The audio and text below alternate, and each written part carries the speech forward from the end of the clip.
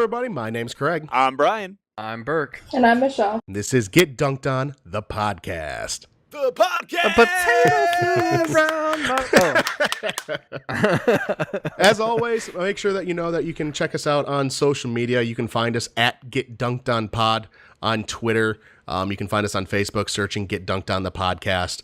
If you want to listen to us on any other platforms besides the one you're listening to us on us now, we're on YouTube, we're on Stitcher, we're on iTunes. So basically just search Get Dunked On the podcast. You'll be able to find us everywhere.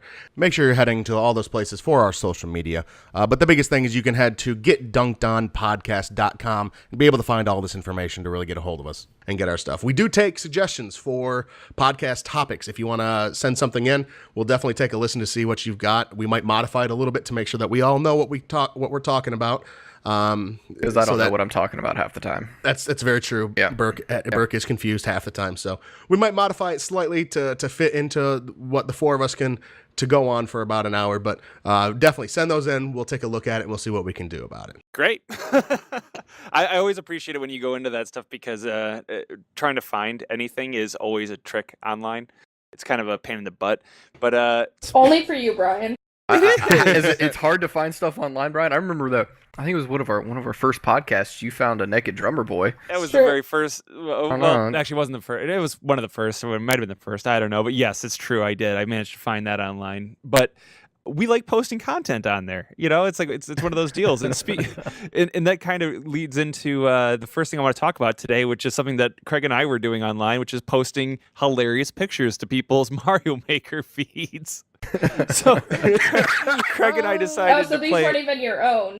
No. What we were doing was Craig and I decided to sit down and play some Mario Maker because I had gone down to visit him. And we were like, oh, we'll play Mario Maker, have some fun. But then we decided that, what we should do after every level is draw. And more specifically, we draw something either in relation to the level or to something kind of fun. And basically post a review to their Mario Maker thing, but we got to draw. Okay. So we had a lot of fun with that. And I'd like to share with you guys some of those drawings here today. So you guys can kind of react to them and tell people about it.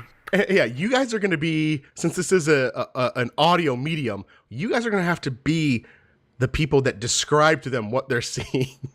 And you're going to fully critique these with absolutely no holding back. You're going to tell us what you think of them and exactly how you feel about it. So here's the first one that I'm going to say. And also guess who drew it.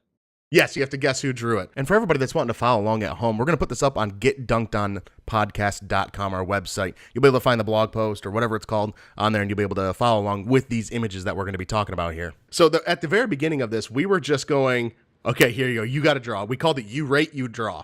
So, or you rate, you play. So you'd go through and one person would play the level. So let's say Brian played the level. I, the whole time, would be watching the level. And after he got done playing it, I was the one that would draw on it. So I would take what I saw, not how I felt when I was playing it, what I saw, and I would try and give it a rating and rate it via an image. So the very first one that we did, that we ended up drawing, was this one. So go ahead and click on that, you guys. Lookity. Nailed it. So what are you guys seeing? Could have used more Zoidberg with a drawing of Zoidberg. I'm disappointed he's not red. Well, coloring is not an option in this one. Just say tentacles aren't long enough. I don't care. I'm still disappointed he's not red. you said critique with a fine-tooth comb, man. Okay. All right. No, all right. So who do you think drew that one? Craig. I'm gonna go with Brian. And Burke gets that one right. Yeah, this is a quiz before a quiz sort Did of you situation. did you write the words, Craig? I did not. That was Brian. Oh, Brian, All your right. handwriting's got a lot neater than I remember. Oh. You said a quiz before a quiz? I'm pulling up my spreadsheet. Oh god. Oh god, here we go. All right. This is a revenge chance for me to beat last Brian week's since quiz. he's not playing. Yeah. Here is the second image that we had. I need more pictures of Spider-Man. What is it a picture of? The guy, and he's saying he needs more pictures of Spider-Man. Handwriting's can't terrible. think Yeah, I'm completely blanking on the name for whatever reason. J. Jonah Jameson. Yeah, there you go. Yes. There's not enough smoke coming off his cigar. Who do He you has think? 6 fingers. 6 fingers? Anything else? No, it's good. It's good. I love the how you did the bubble, and it looks like you ran out of room and cut off on the right side. Craig. Like, oh shit, I did not plan this well. And who drew this one? I say Craig. I'm gonna go with Brian. It was Craig. I drew that one. And yes, I did run out of room on the right side. I just love his one shoulder is way bigger than, and he has a tiny fist compared to his massive body. I love His it. actually was haircut too is like. It's the exact image that I could possibly draw. I was looking at the image of the cartoon, the Spider-Man cartoon, looking at that image, trying to grab that off of him. And he only has 5 fingers. That's part of his fist. Because you can see the fist, even when you're making an angry fist, you can see. No, he definitely has 6 fingers. He definitely has I will throw that punch at you on this one. That fist of Jay's is going to meet your face, They Michelle. said you asked him to critique I know. it, man. And I'm critiquing their critique. I can do it too. All right, next one. Describe to us what you're seeing. I'm seeing Hank Hank? from. Is that what his name I is? honestly didn't know either of you could draw this well. I'm pretty impressed. This is from what's the King show? of the Hill. King of the Thank Hill. you, King of the Hill. I generally don't get high. Hashtag Oh, I forgot to. Oh, propane, yeah. Hashtag propane. Hashtag lawn. Hashtag America. Yeah. This is So Brian. I forgot about this. The guy that made this, was the level called it, or was No, his name? the guy's name was General High. Yeah, it was General High. Nice. So I generally don't get high. This is definitely Brian.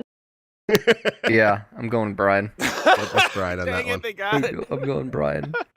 Yeah. All right, yeah. the next one ended up being an inside joke between Brian and I when we were when he was hanging out down here. When he was down here. Oh, we got Pinky from Pinky and the Brain.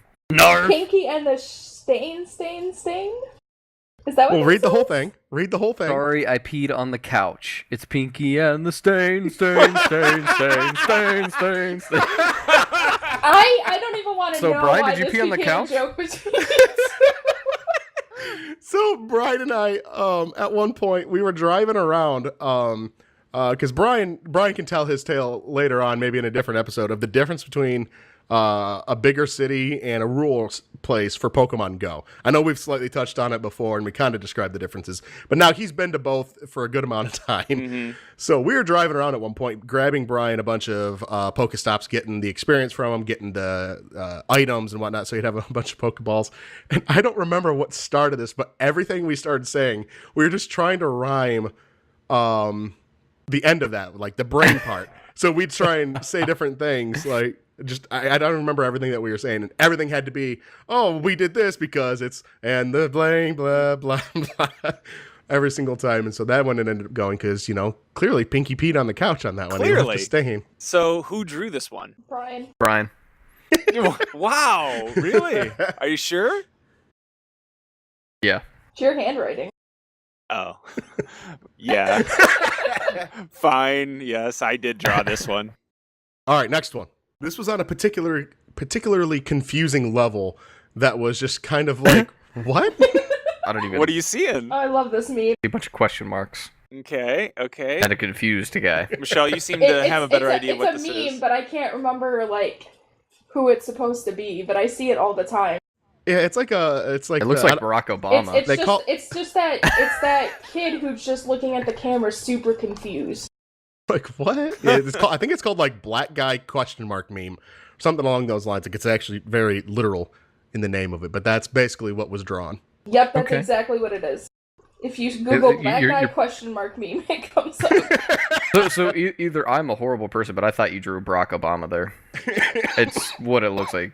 Sorry. So who drew it? Oh, he though? would have had a tie on. Ah, okay. I got you. So who drew it? Craig. Michelle? Okay, now I see the real picture. That's awesome. Michelle. Michelle, who do you doesn't think vote. drew it? Brian. This was me. I drew this one. Craig Yes. drew this one. All right, next one. Yeah, what do we got? This. The world is worth fighting for, but your level isn't. Wow. And Brian Going or cold. What- And what's that's May from Overwatch, right? Yes. Yes. it is. Okay. That's Brian. I'm gonna go with Brian as well. Yeah. So we were trying to tell this person that their level was absolute crap. It was. It was an awful level. You guys went cold there. Get it? Well done, Michelle. Oh, beautiful. All right, and the next Don't one even that we play the have. Oh my god. So I don't even know what I'm looking at. My first thought was That's like that guy from South Park, right? The guy who sits in the basement playing games. Yep, that's from the WoW episode, Make Love, Not Warcraft. Season 10, episode 1 of South Park. Definitely correct. It's basically just the image of the guy you see in that episode of South Park. He's just laid back. Is that a keyboard? It is a keyboard. Because I kind of thought it was a dirty rag that he was wiping off a counter. Oh my god, it does look like that. Wax off. That's really what I thought it was. Wow, Bert. I thought behind him that was a conveyor belt, so I immediately thought like the Lucille Ball episode where she's trying to like pick chocolates off of the conveyor belt. But I was like, the fuck is going on here? I was too intrigued by the like 8 fingers and then the other hand. Wait, let's count the fingers. 1, 2, 3, 4, 5, 6. I see seven or 8 fingers. I've seen it. Wow. Craig, how many fingers do you have on Craig your hand? Can't draw hands. That's what I You guys always wondered how I played video games well. Also, his hand is bigger than his head, if you notice, too. Like, I didn't notice that at the time, but wow. Oh my god. Wow. Okay, yes, I did draw that one. And next one we've got here, I had to give a little bit of background info on what some other people wrote and who the other person was that made this level. I don't love it. Level bad design. So we have three commenters, 2 people who just typed, I don't love it, bad design. Me too. And then of course the level title is I love it ... And then, made by French Brian. And then of course we have an actual hand with the correct amount of fingers, so I'm gonna go with Brian draws it. Oh my god. Yeah, laugh so hard I'm choking. Yeah, I don't. Yeah, And it says, give Craig benefit of the doubt and say that he can draw a hand if it's just the hand. So that's your guess. Your guess is me, and Burke's guess is Brian. Michelle, you are correct. I did draw that. Damn it. It's a blind squirrel. We found the nut. We're trying to figure out a way to roast this man because his level was so bad. As you can see, other people saying, I don't love it. Bad level design. It was so bad. I was like, it was like, boy! and start the roast. All right, here's the next one that we have. Go ahead and This describe level it. is fine. I was gonna say I'm really impressed with that pixelated fire, and then I realized that nobody drew that. So the pixelated fire is the fires that come out of the green tubes in Mario. Mm-hmm. Oh, that's funny. And describe what else is in the picture other than the fire. It's that dog from that comic where everything's on fire around him, and he's like, "This is fine." Everything's good. So this level is fine. This is Brian. Yeah, Brian. That is Brian. Me, Brian did it. Yeah, so Brian was doing a play on the meme or the comic meme where it's the dog in the fire and everything's fine because that level was just a dumpster fire, man. It was literally like one of those ones where it's like baby's first Mario Maker level.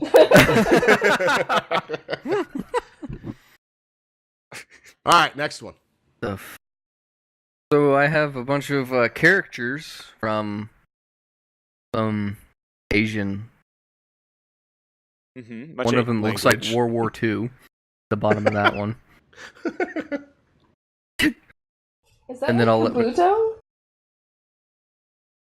No idea what the picture is, but there's a lot of black and a. I don't think they're. Burke should be able to pick up what that picture is. It looks like Kabuto. 'Tis not Kabuto. I didn't understand this one. No idea. All right, Brian, if you want to describe It's a zoomed-in picture of Mr. Popo. I was wondering. Okay, Mr. Popo. All right. Okay. All right. I was wondering if it was Popo. I see it now. Yep, so it's just a zoomed-in image of Mr. Popo. We didn't really have anything to say about this level. It was neither good or bad. I'm gonna go with Brian on this one. So you just went something from an Asian culture that you knew well, and that was a black man, Mr. Popo. Well enough, yes. Okay, fair enough. So who? And your vote, Burke?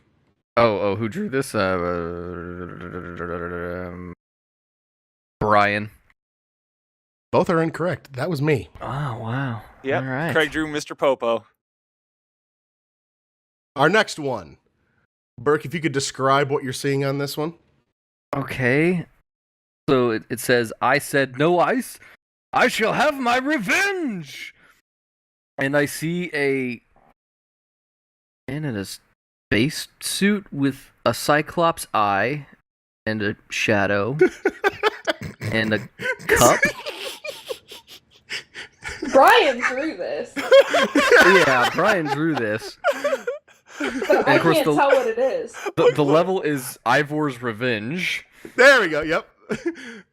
God, this is wow. Okay. So what are you seeing then? If it's Ivor's Revenge, what are you seeing up in the top left? I have no idea. So this is It's an eye. This is one of the things that we had to do where they're a little out of order. At one point throughout the whole thing, while Brian was staying with me, we went, okay, now the other person has to tell you what to draw or give you an idea of how to do the drawing. And this one was, since it was Brian's drawing, and the level's called Ivor's Revenge with a question mark in there. Exclamation point, question mark, yep. I was like, okay, Brian, why is he getting revenge? Why is Ivor seeking revenge in this storyline? So Brian had to come up with the reason why this guy's seeking revenge, which is he asked for no ice and he didn't get it, so he's having his revenge. And he's a cycloptic monster that has a cape and claws for hands. Because that's Ivor. Duh. That's Ivor right Duh. there, and he's getting his revenge. All right, Michelle, can you describe what's happening in this one? Gotta stop laughing first. This is great. Okay, so and this is definitely Craig. This is Craig all over. But it's a train with bus wheels. It looks like it has a wing too. Telling you. It does look like that. And I'm assuming that that's probably some kind of stamp. But it looks like a creepy Thomas the Train face. Yes. It has a baseball bat across the top, and it says Hogwarts or bust, and then it says I choose you. Wow. All right, guesses on who drew it. Craig. You were both wrong. I drew that. That was me. Oh wow. The Hogwarts or bust Thomas Train. Oh my god. All right, Burke, you're the one that's going to be describing this one for us. All right, pulling it up. So, all right, we have two drawings. One by Scorpion and one by Craig, or Craig's gamer tag. All right. And it's a Mario, and he says, "Stop doing that, children play this game." And it's two Bowsers humping each other saying, "Sup." That was from Scorpion. Mm-hmm. This was from Scorpion. All right. Here's the drawing that I guess I'm supposed to describe. We have a cowboy Mario with the mustache the size of Texas.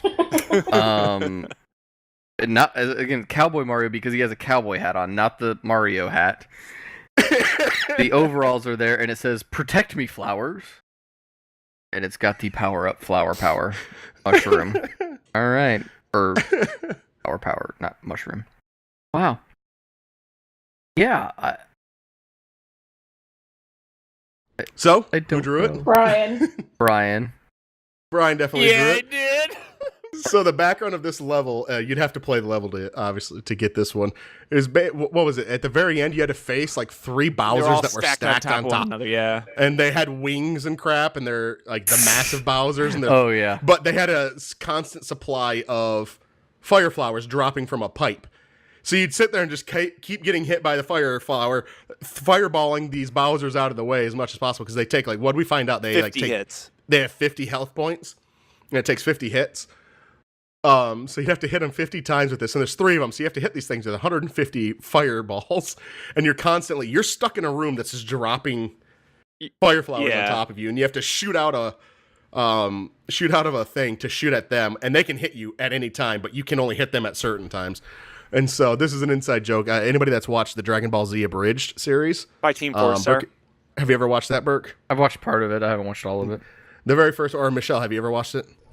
A little bit, but not a lot.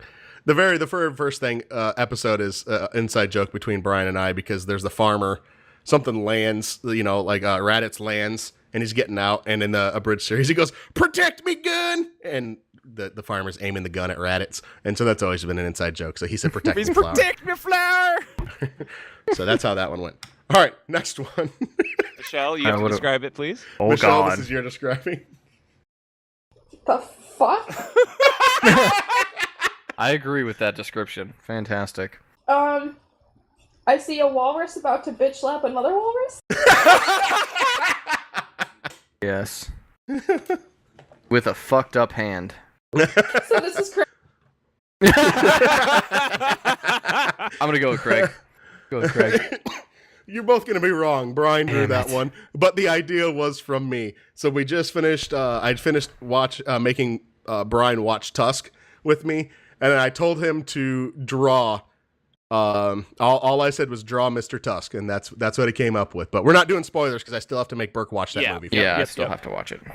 Okay. All right, Michelle, this one is going to be... No, I thought that was a pretty good walrus for the record. That was really good walruses, in my opinion. I thought that was really pretty good accurate. walruses. It was good walruses, but still, what the fuck? All right, Burke, you're going to be the one describing this one. But if you don't know the meme, Michelle, you might have to take over. Yeah, I don't know the meme totally already. know the meme. All right, Michelle, you take over then. So the level's name is Move It, Dude. Sorry, I'm trying to zoom in to read the text, and every time I hit my push to talk, it zooms back out. I think it says, here is where you put your good level, if you had one. Okay, maybe I don't know the meme, but I think I do. It looks like Timmy Turner's dad from The Fairly Odd Parents. Yes, that is correct. Where he's just screaming at Timmy about something. Yes, I forget what he says in the meme, but I've seen it before. The basic meme is, it's always, here is where I would put X if I had one. So, for a famous athlete that had never won a championship, they'd put something on that. Or Leonardo DiCaprio before he won his Academy Award. He goes, "This is where I put my Academy Award if I had one." Yeah. So it's making fun of somebody for not being able to have something, and we wanted to make fun of this person for having a bad level. Gotcha. So who drew it? Oh shit. Craig. Closed it. It is Craig. You are both correct. I did draw that one. The fingers were fucked up. That's my defining thing for being a quote artist is, does he have fucked up fingers? Oh, that's definitely Craig's work. This is a classic. All right, Burke, you are describing this one since Michelle took over on the last one. So the level is just an ellipsis. And who's it by? Sebastian. French Sebastian. Is that French? Sure, we'll go with French Sebastian. Yeah, it is French. So it looks like we have a Mario, but instead of Mario, it's Travis as the character. But it looks like he's either he's got a cigarette. Is that what he's doing? Has he got a cigarette in his mouth, smoking? Well, if you zoom in, you can see. It looks. Yeah. When I was not zoomed in, I didn't know if he was blowing out his mustache or something. Oh. All right. So when Mario can't do it, count on Travis, which I love. I love that one. That is just beautiful. Brian drew this. Yeah, Brian drew this one, and Brian did draw this. Does everyone know the Travis story? No. We'll do a really short version of it. Yeah. We're playing Halo 3. Yeah. Trying to get one of my buddies the under 3 hours legendary achievement for Halo 3. So you have to beat the whole game in under 3 hours. And Brian was ahead of us on a level. It's the Covenant for anybody that cares was it to the know. Covenant? Yeah, it was the Covenant. No, I thought it was driving. I thought it was the to Mumbai road to Mumbai. Nope. It was Covenant because he was driving up the grassway and he kept jumping over on the what do you call it? Mongoose into the spot where that has the first what do you call it? Because at the very start of the level, you take down the tank, and then you get the you get the warthog and you get the whatever you call it. Brian was way up because I was stuck in the middle because I was walking. Yeah. Burke, you and Matt were driving up, and Brian just kept jumping out into the middle of this group of people Massive on the hardest battle. difficulty for Halo, and yelling Travis every single time. Brian, if you could give us one Travis so they have an idea. I'm gonna what it lean is. back so I don't break out everyone's ears. But basically, the trick is you go Travis. And that is our war cry when you're jumping into something when you know you're about to die, basically. Yeah. The ultimate warrior, Travis. The ultimate warrior, Travis. So that's where that came from, and that's where this level came from. It went on for 15 minutes. And we're like, Because okay, we kept Brian. having to restart All right, over Brian, and over. we're gonna do Travis! And it's especially when you're in the air. Yes. So that's what that level felt like, is you basically had to Travis your way through it to get through that particular level. So, you guys both guessed that was Brian that did it, but now you've got the newer picture. What do you guys think on this one? So we have a Ghostbusters sign that someone ran out of room on both the left side and the right side again on this one. This was Craig drawing, but Brian's idea. Yeah, it's a complete proton reversal. So since I you love guys the already unibrow. I love the unibrow, by the way. That's just phenomenal. That's phenomenal. Brian, if you want to take it. Yeah, no, you guys are definitely right. Craig did draw it, and I told him to draw Egon from the. This is what I told him. I go, draw Egon from the cartoon, the real Ghostbusters animated series. So his understanding was draw. The words you exactly said were draw a cartoon version of Egon Spengler. Okay, yeah, draw Those the were your cartoon words. version. I said draw the cartoon version of Egon Spengler. So he took it as draw a caricature of the Harold Ramis, and he forgot the glasses and everything. And if you look at it, it's just like some dude with a unibrow just going, it's even a misquote because it's a complete protonic reversal. But he's like, it's a complete proton reversal. And I thought, for a man that has watched Ghostbusters once, I have never watched the cartoon Ghostbusters, and it didn't even enter my mind. He did. He did all right. Once you said Igor, I was like, okay, I can see it. I can see it. And I remember when I was drawing the hair, I drew the face first, and I was like, I need to put the glasses on. Wait, I want to know where the hair is going to be at. I want to know where the ears are going to be at so I can make it look somewhat decent. So I started drawing the rest of it, completely forgot to put the glasses on at the end of it. So now we've got this guy right here. We got? And we're coming up to the end of it. Okay. That is... I did not know that was Master Chief on the left side at first.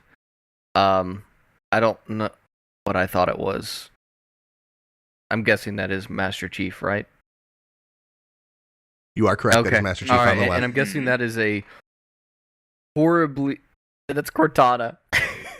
A horribly drawn Cortana that looks like she's like so hot that like she's like melting out of this Mario tube. Oh my god.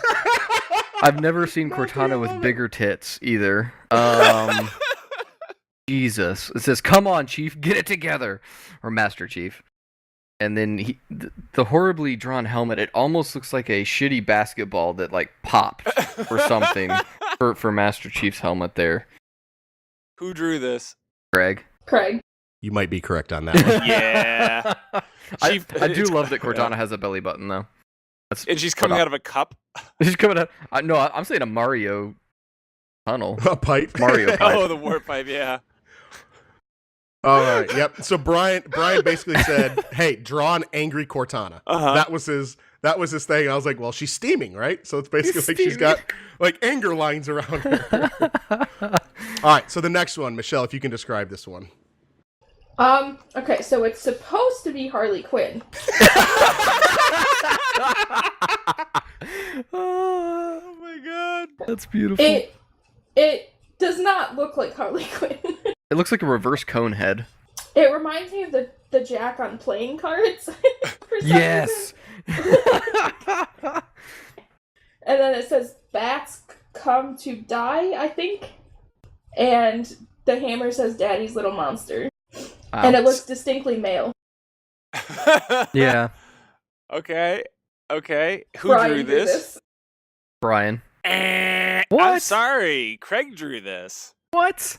Yes, I know, right? No way. That's Yeah, crazy. Brian did not draw this. I drew this abomination. What did Brian tell me to draw? Harley Quinn. I have no idea. No fucking clue. Yeah, I'm lost. So basically, Brian, do you remember the exact words you told me on this one? I'm pretty sure I just said draw Harley Quinn. He said draw Harley Quinn. And I realized at that moment, I can't draw a female to save my life if I don't have body features or hair to work with. If it's just the face of a female, I'm out. Hence the Cortana with massive tits. All right, fair enough. Okay. Yes. So I did that, and I go, when I was drawing, I go, this looks more like Voldemort than it does Harley Quinn. You, Voldemort. So I was like, fuck it. It's Voldemort in Harley Quinn's costume with her mallet. Oh my god. Yeah, so we had a whole debate on whether or not it's like how to draw. It was pretty hilarious. It was funny. All right, next one. Burke, if you could describe what you're saying. Go ahead. Is that Ghastly? Is that who that is? The Pokemon? Coughing. Yeah, close. Yeah, I know Pokemon, guys. So we have a Asian person who drew what was his coughing? But just did a normal face, and then we have an actual drawing, and it said, I'm guessing this is supposed to be a quote from what was actually said on the left picture, and it says, "Mommy and Daddy fight a lot." Oh, that's awesome. Who drew this? Craig. I'm gonna go with Craig. You are correct. I did draw this one. So basically, all it was the person on the left. Brian goes, what the hell is that? Is that a coughing? And we have no idea what the person wrote on the left. So we decided, he goes, all right, your challenge is to draw the exact same thing, but translate it to English on the left, or on your side. So that's what that one ended up being. All right, next one. And we've got this one, and we have one more after this. Okay. So we have two pictures. Another picture that says "cool level," and they gave it a star. And then there's a picture of Batman. What does it say? It says, "I give this level 1 Martha out of 5."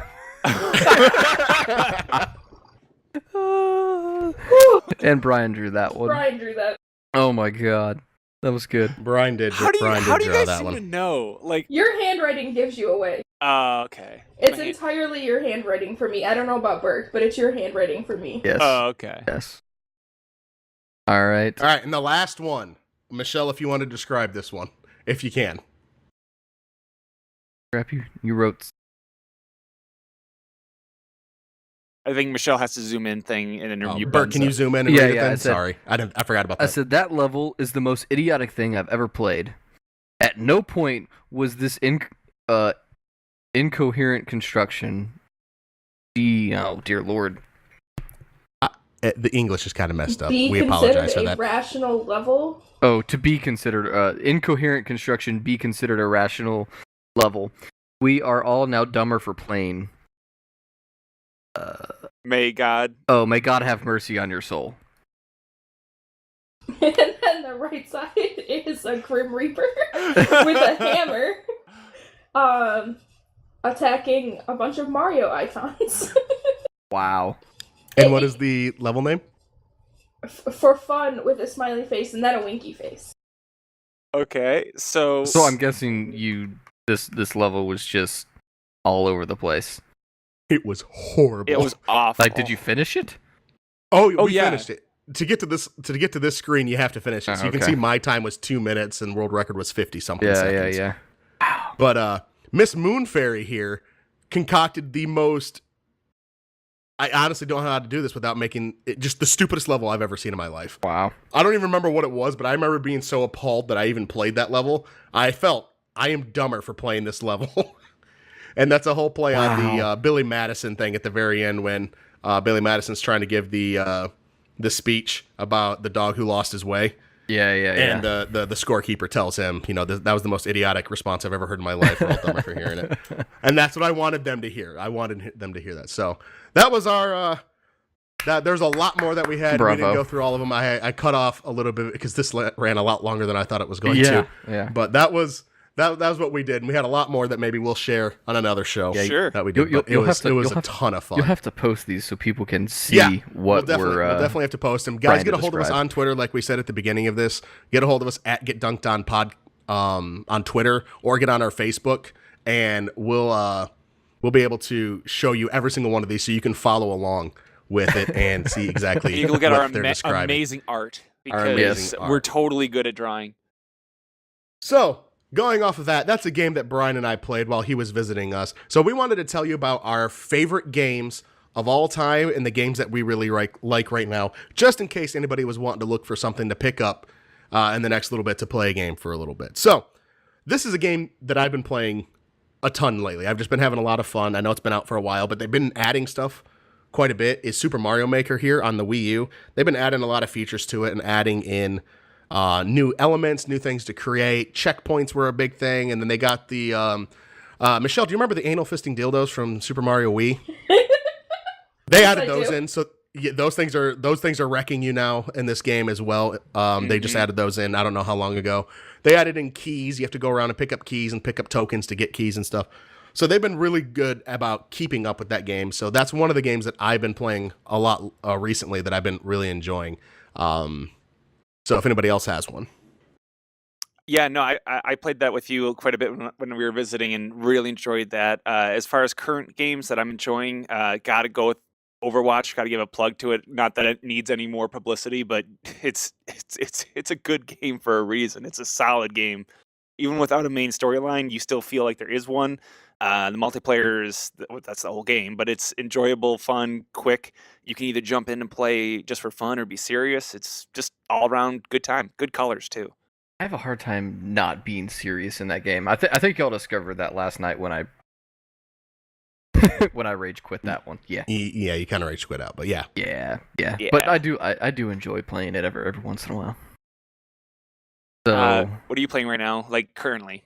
Oh, currently, I've been playing No Man's Sky on the PC, where it's been getting a lot of shit for sucking and because it is a port from PlayStation 4. But I haven't had that many issues, and I know this is one of those games going back to one of our earlier video game discussions that Craig would absolutely love to play and is thinking about buying to play with me, because it is just like Ark. Never. Will not happen. Will not happen in any capacity. But that's if you could find him, right? Yeah. So I've actually been playing that for a couple of hours. But past that, playing another game that Craig would absolutely love to play is it came out in I think 1999. It's called Warzone 2100. In my household, it's known as the tank game, and my wife absolutely hates it, just because I lose hours playing this game, and when people come over, we basically have a LAN party and play this game. It's basically a real-time strategy game that has the biggest technology tree I think I've ever seen, and basically people keep adding stuff into this game, like through mods and stuff. No, like they basically release new instances of the game constant, like every 3 months basically, and they're upgrading the AI a lot. It still has a multiplayer following online, and the game looks absolutely horrible for this day and age, but to think of a game that I randomly picked up in a store, goes, oh, this game's pretty cool. It's still being played to this day and still has a cult following, and people are still developing it. Wow. Yeah, it's just a lot of fun. What I think makes it unique is there are no stock vehicles in the game.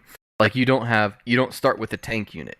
You start with a unit that has wheels, this certain type of body, and maybe this type of gun. And then, of course, as you research more, you get different body types. You get different propulsion methods, like flying, hovercraft, tank tracks, all of this stuff. And then the bodies get better and better, and then you get different weapons, and some of the most imaginative weapons. And so that's what I love about the game. Huh. That actually sounds like a lot of fun. Yeah. And it's for PC, I'm assuming? Yeah, it's PC, and it's Warzone 2100, and you can download it, and I host games all the time. So, yeah. That actually sounds interesting. Kind of like the idea of the customizing thing. Oh, it's fun. It's fun, and we'll teach you how to play it. It's a lot of fun if you want to play. Actually, believe it or not, the last game I played was Pokemon Snap.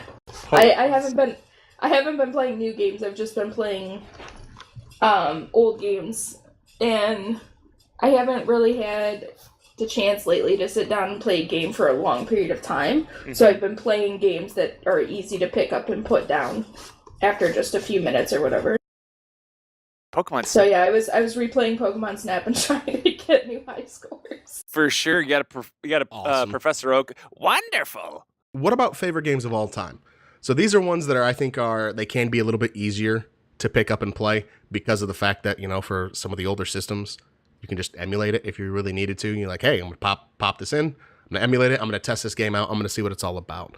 What are some of the favorite games? And not like, hey, let's do a top 10 list, but like, what are your favorite games growing up? If you had to give just a couple of them that you really loved and you think are amazing experiences for somebody to go through and play.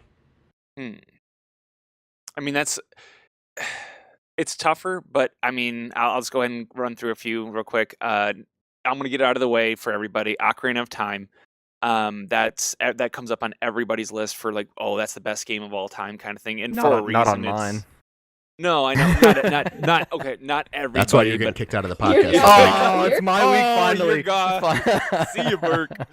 But there's a reason it keeps coming up on the list. It's amazing even today. But for me, as far as like favorite Zelda games, even it's actually tied for a Link Between Worlds. A Link Between Worlds, I think, is one of if not the best like Zelda experiences. Like I love that game so much. But as far as like my personal ones, I also love Borderlands 2. Huge fan of that game. Thought it was like literally top to bottom immaculate. I forgot about that.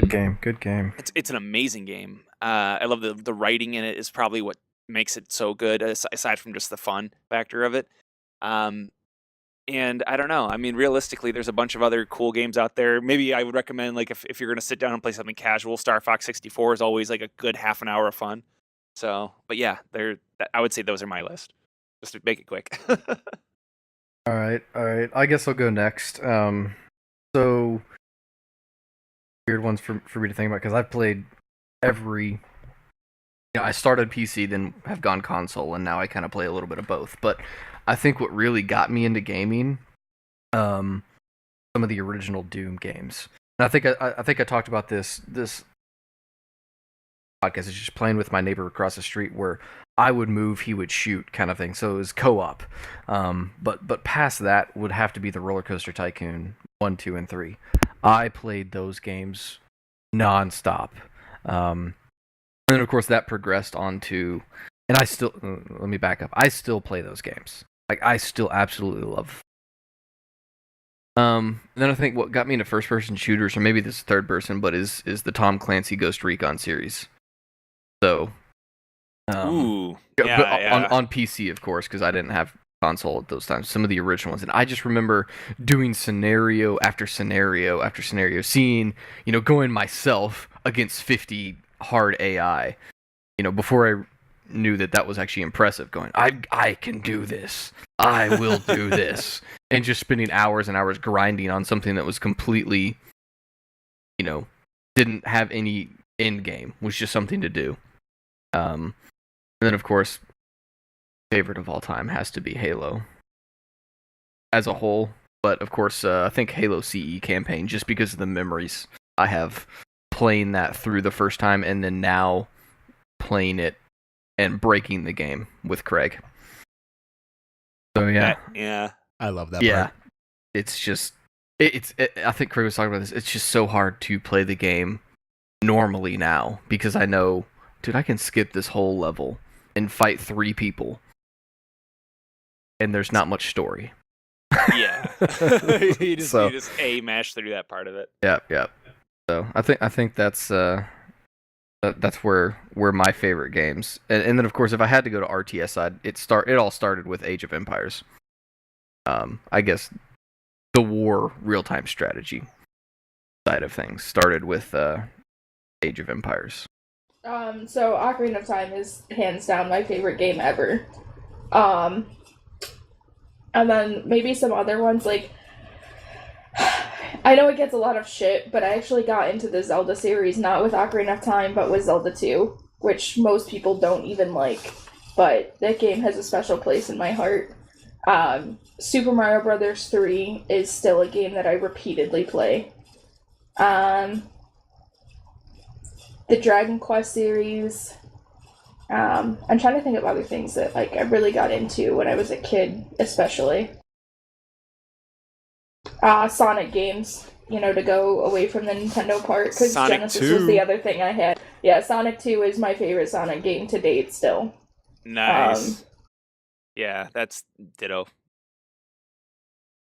Actually, yeah, Sonic Adventure 2 Battles I could go on and on and on, but yeah, that's pretty much where my favorites are, and the ones that got me into games a lot are those. I'm going to break down my list sort of generationally. So, starting off as a small child, and I'm going to try and go with things that people might not know about, that they could probably pick up and have fun with. If you're looking for a fun little co-op NES game, oddly enough, Brian will be able to tell you a fun game is Kings of the Beach. Yep. Like, it is not something that you're going to spend hours and hours on, like, because of story, where you're trying to... You can go in, and it's a pick up and play, but you could play for hours and hours. I remember the first time we played it, we started it at like 10 at night, and we kept going until 4 in the morning. Just an obscene amount of time playing this game. Wow. It's so much fun. So, NES, it's a beach volleyball game. That's what it is. It's 2-on-2 beach volleyball, and it is so much fun. I know there's a PC version of it, and I think it got ported to NES, but you got to try that out. If you've got a buddy, that's the best part about it. If you have a buddy and you two can sit up and play, it is so much fun. So that would be my NES recommendation. Is it better than watching beach volleyball in the Olympics? It's right up there. They're right there together. They're both a lot of fun. I don't know. All right. If I was gonna go next generationally in terms of like what I thought, Ocarina of Time ends up hitting there. Like, that's just a stupid good game. And right next to it, Majora's Mask. Like, those are easy ones to just lose yourself for a while and play and get sucked into this story. Yeah. It's absolutely beautiful to be able to sit down and do that. And they hold up today, which is the biggest part. Is the games I was wanting to do are ones that I feel like they hold up in terms of storytelling, and you don't feel like it's too outdated graphics, or it feels like it's all stuff that was made for that time frame, like some other things are. Those three so far hold up. I wanted to make sure to give Majora's Mask some love on that. And then past that, I know I'm going to be hitting on something Burke said earlier, but if you want to go past Ocarina of Time, past Majora's Mask, so 2000 and further, like, the Halo series is just so stupid good to me. If you really want to sit down and pay attention to the story, it's a very emotional ride that you can go on.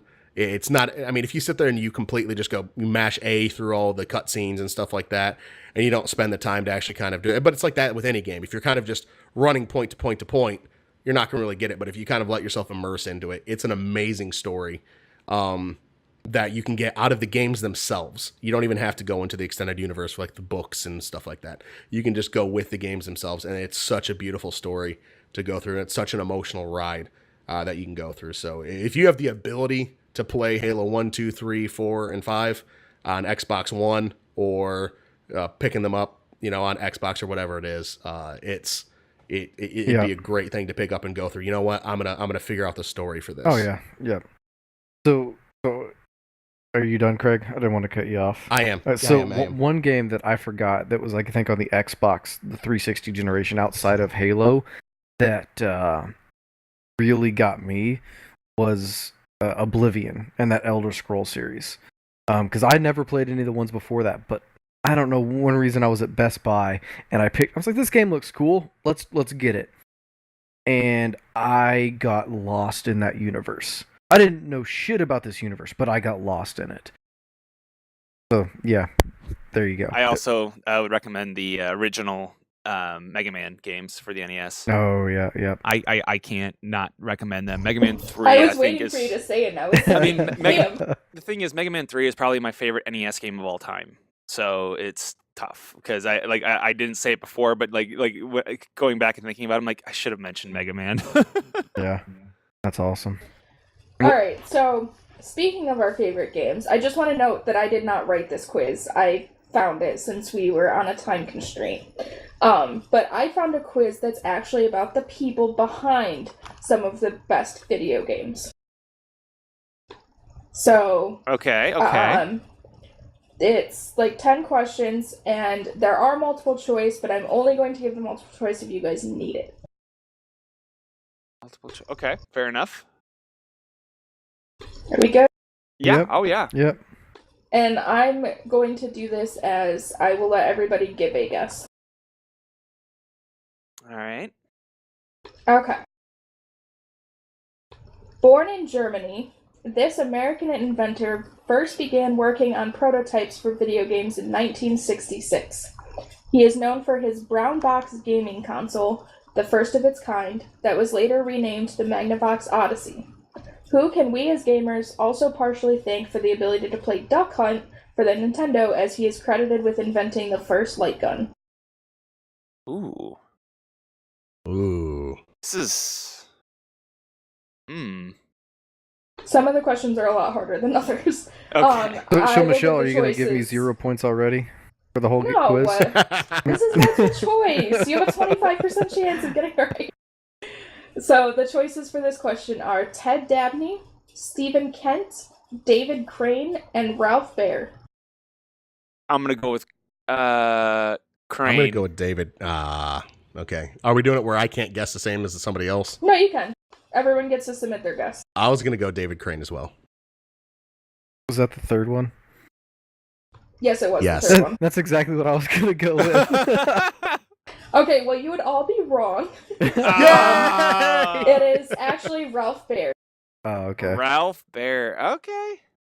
And just for a little bit of insight on the other ones, Ralph also invented Simon, the board, the...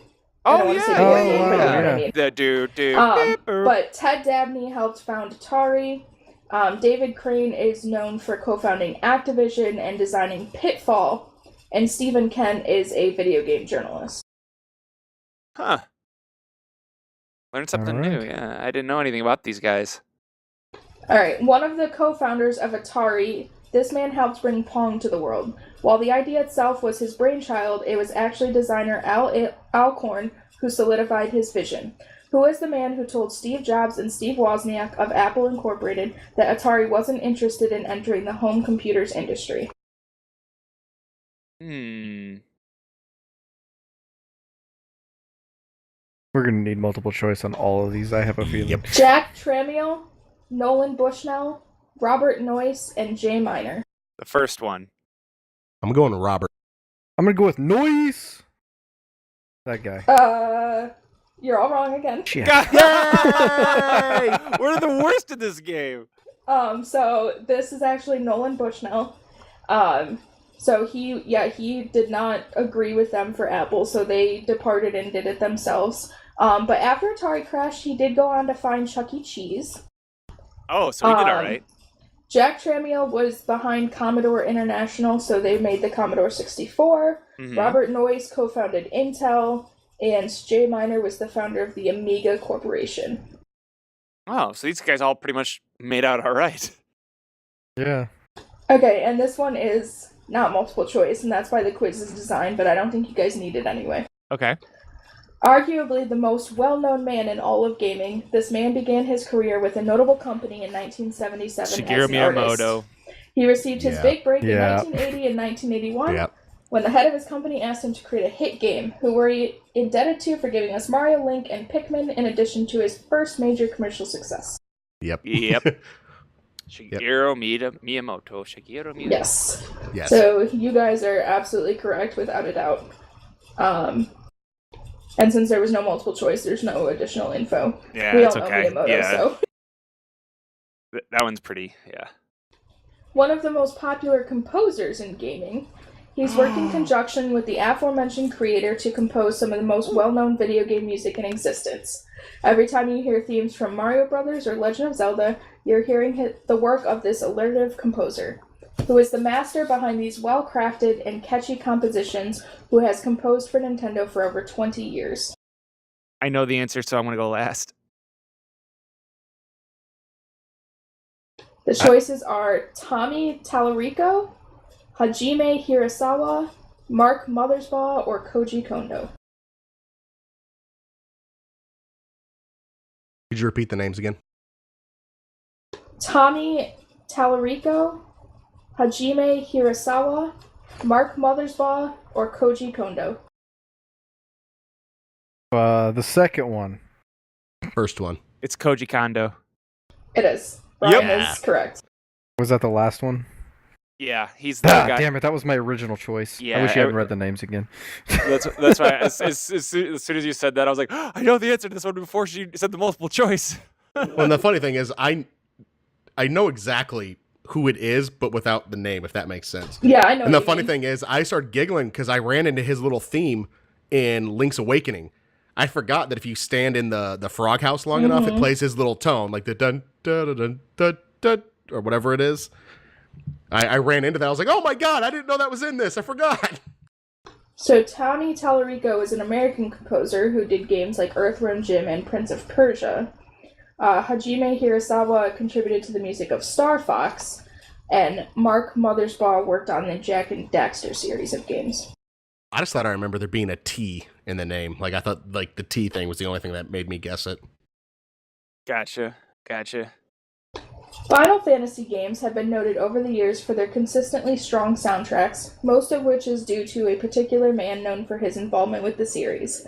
He's had his hands on the series for years, starting with the Japanese release of Final Fantasy in 1987, but has also composed for other games, including Super Smash Bros. Brawl.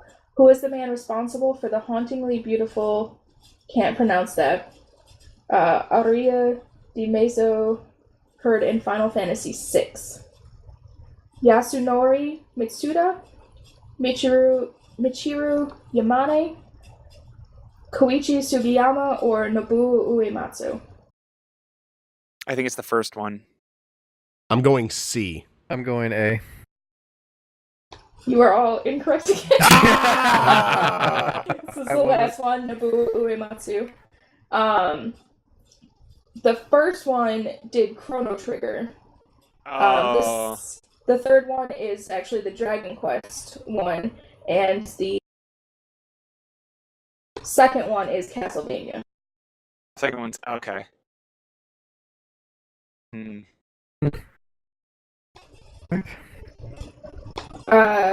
This one's written in first person, so as a huge fan of Nintendo's Game Boy, I wish I had the opportunity to thank the brilliant man who invented it. I'd also like to praise him for his amazing work on Metroid and Kid Icarus, both released for the NES, and Super Mario Land for Game Boy. Sadly, I can't because this visionary passed away in 1997 following a car accident. Who is the genius who went from working as a maintenance engineer at Nintendo to creating a toy that sold over 100 million units worldwide?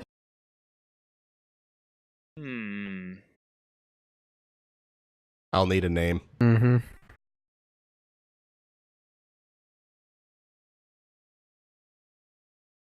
Do you have a name for us for multiple choice? The choices are Yoichi Kotabe, Satoru Iwata, Gunpei Yokoi, or Takashi Tezuka. The inventor of the Game Boy and I got it. Yeah, okay. Metroid and Kid Icarus and Super Mario Land. Yes. I know this one. B. C. Gunpei Yokoi. Yes, Brian is correct. Is that A? No, the thing is that like it was hard because I kept thinking about it, but it's the Game Boy that tipped it. So, but those were the ones that Craig and I didn't guess, though. Yeah, so Iwata was the president until he passed away recently, and he worked a lot on, like, Zelda and Mario games. The fourth one is just another Nintendo designer, and the first one that you guessed is actually the animator for Pokemon movies. Okay. Moving back to the United States, this American-born lead game designer is best known for his work on the 2006 Xbox 360 hit Gears of War. He has also been a contributor to the popular video gaming website IGN. Who is this gaming fellow who additionally holds the distinction of having his name appear in the first issue of Nintendo Power for submitting a high score on Super Mario Bros.? I have a guess, so if we want to let anybody else that wants to guess initially. The choices are Jason Jones, Joel Jewett, Jason Rubin, or Cliff Plesinski. I totally slaughtered that name. Yeah, it's okay. I think that's the answer. Everybody else It's guess Cliff. first. I'll go with Jason Jones. It is Cliffy B. It is. Yeah! Jason Jones is the co-founder of Bungie. Jason Rubin is the co-founder of Naughty Dog. And Joel Jewett is involved in the Tony Hawk games. Nice. So yeah, I don't know if anyone's been keeping track during this, but I feel as though like when we get that I'm doing okay. Oh man. Usually referred to by his nickname, this man's works have an unmistakable style. He is known for giving his characters bizarre names like Travis Touchdown and Kess Bloody Sunday, and putting video games inside of his video games. He's even had us fight bosses where we don't really fight at all. While many people in the video game industry start out in another profession, who was the man who was working as an undertaker when his break came? Known by his nickname, he's Suda Blank. 51, 19, 47, 38. I know this. I'm sorry, I don't understand the answers in correlation to the question. Maybe I That's missed. his nickname is His Suda. nickname is Suda His Blank. nickname. Yes. Oh, okay. His nickname is Suda Blank, and it's one of those numbers. And what were the numbers again? 51, 19, 47, 38. I'm gonna guess 38. 51. It is 51. Yes. Me and Burke. What a guess. Yeah, so he wrote for Human Entertainment for the first Clock Tower game, and then he became CEO of Grasshopper Manufacturer. They made games like Killer 7 and No More Heroes. And the other numbers were just random choices. All right. Not bad. You may not know this man's name off the bat, but you surely know the character he's famous for designing. While working for Capcom, he designed a hero clad in blue who set out to destroy Robot Masters and the venerable Dr. Wily Mega He's Man. super beloved now. Although he's primarily known as a designer, who is the man who has acted as the executive producer of games in the Mega Man, Onimusha, and Resident Evil series. I know this one. Koji Iragashi, Hironobu Sakaguchi, Keiji Inafune, Tomonobu Itagaki. Burke, if you want to go first. C. I'm gonna go A. It's Inafune. Yeah, so Burke and Brian are actually correct. Damn! Yeah! Guessing for the win again is finally paying off. The other ones worked on Final Fantasy, Ninja Gaiden, and Castlevania games. Not bad, not bad. I All right, recognized the last first name, so I question. didn't go with it. Revolver Ocelot, Psycho Mantis, Liquid Snake. It wouldn't be strange to expect to find their creator crawling around the forest, camouflaged with shrubbery, given the stealth-based nature of the games he's involved with. However, the man behind the Metal Gear series isn't actually into reconnaissance. You'd be more likely to find him watching films, a favorite hobby of his, who is this very successful man whose short stories were rejected by publishers because they were too long. Shinji Mikami, Satoshi Tajiri, Yuji Horii, or Hideo Kojima. I know the answer, so I'll wait. Me too. Okay, D. Yeah. Yep, D. D. Good job, guys. So the other ones I were got one! the other ones were creators of Resident Evil, Dragon Quest, and Pokemon.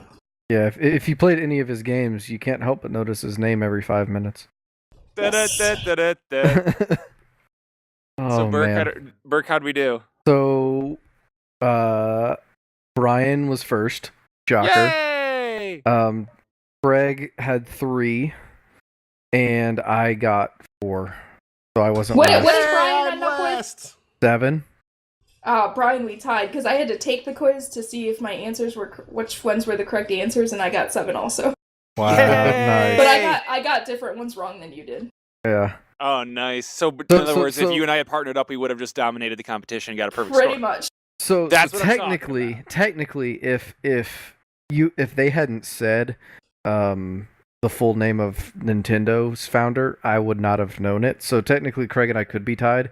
But if it was multiple choice, I would have been able to pick it out. So it's kind of one of those. Well, I mean, technically, either way you look at it, between Michelle and I, it's comparatively to you guys. I mean, looking at the scores, you guys got dunked on.